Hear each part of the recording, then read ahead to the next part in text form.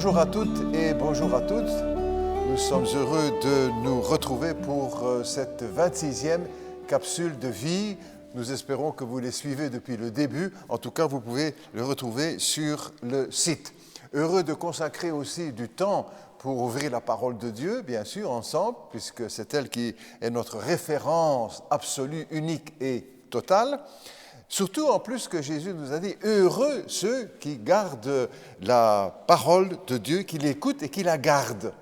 Je crois que nous voulons en faire partie. Donc je vous invite à continuer de suivre Jésus en nous attachant à ce qu'il a dit, en tout cas plus particulièrement pour cette série que je vous ai proposée. Jean-Baptiste nous donne une raison supplémentaire de méditer, de réfléchir sur les paroles de Jésus. Le Baptiste, en effet, a dit de Jésus, « Celui qui vient d'en haut est au-dessus de tous, celui qui est de la terre parle comme étant de la terre, celui qui vient du ciel est au-dessus de tous, celui que Dieu a envoyé dit les paroles de Dieu. » Voilà ce que les chrétiens respectent. Et pourquoi les chrétiens respectent ces paroles? Parce qu'il est au-dessus de tous et parce qu'il dit les paroles de Dieu. Jésus est au-dessus de tous les grands personnages que la terre a donnés. Au-dessus de Platon, de Socrate, de Descartes, de Freud, Marx, Mao Tse-tung, au-dessus de Darwin, de Jean-Paul Sartre, d'Albert Camus, Albert Einstein, Shakespeare, Victor Hugo, etc. Il est au-dessus de tous. Tous ceux-là, même s'ils nous ont dit, ce que je viens de citer, et beaucoup d'autres, tous ceux-là, même s'ils ont dit certaines choses intéressantes, ils viennent d'en bas, comme vous, comme moi.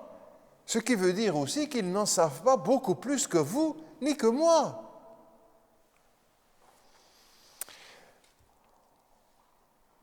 Jésus a dit qu'il est venu du ciel. Et Jean-Baptiste écrira, celui qui est au-dessus de tous, c'est le Christ parce qu'il vient d'en haut.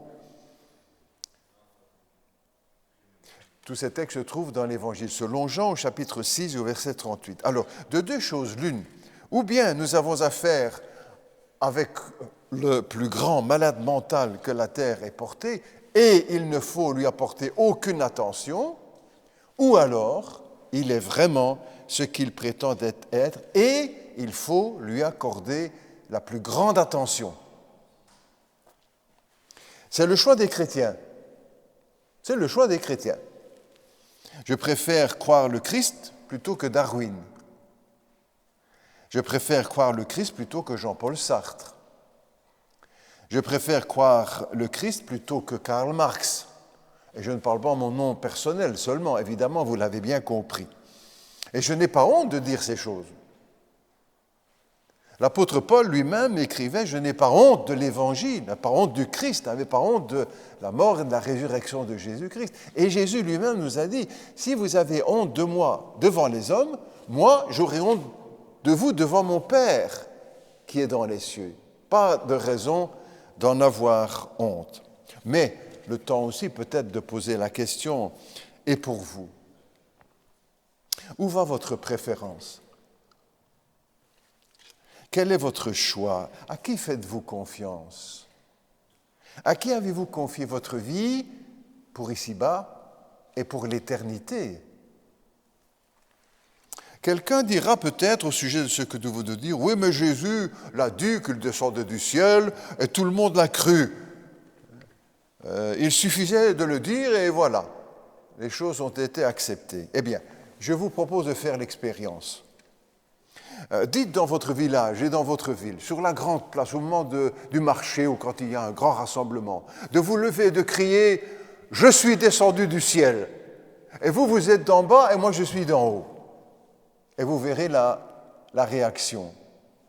Quelles seront les conséquences? Et vous prévenez aussi que ceux qui vous suivent doivent être prêts à mourir. Parce que beaucoup de ceux qui ont suivi Jésus ont perdu leur vie à cause de l'Évangile. Et vous verrez, si 2000 ans après, j'extrapole, n'est-ce pas? 2000 ans après, vous avez des centaines de millions de disciples sur toute la terre.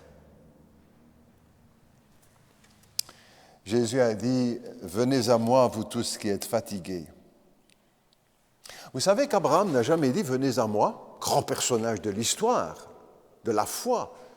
Abraham n'a jamais dit « Venez à moi ». Le grand Moïse n'a jamais osé dire « Venez à moi ». L'apôtre Paul n'a jamais dit, l'apôtre Pierre n'a jamais dit « Venez à moi ». Et moi, je ne vous dirai pas, venez aux protestants. Venez à la religion protestante. Parfois, on me demande, ou on demande aux chrétiens, mais quelle est la bonne religion? Jésus n'a jamais employé le mot religion. Jamais. Jésus n'a pas dit, je suis la bonne religion, ou encore suivez ma religion. Mais il a dit, suivez-moi, écoutez-moi. Croyez-en moi. Tout tourne donc autour de la personne de Jésus-Christ. C'est le cœur de l'Évangile, c'est le cœur de la foi. C'est le cœur de la vie des chrétiens et de l'Église chrétienne. Voilà aussi ce que nous ne cessons de dire en tant qu'Église ou en tant que chrétien, en tant que pasteur. Venez à Jésus. Venez à Jésus. Parce que lui seul vient d'en haut. Et lui seul dit les paroles de Dieu, avec les prophètes qui l'ont précédé, les apôtres qui l'ont suivi. Il venait du ciel et il nous a dit les paroles de Dieu. Aujourd'hui encore, je ne vous demande pas quelle est votre religion, mais est-ce que vous êtes venu à Jésus-Christ?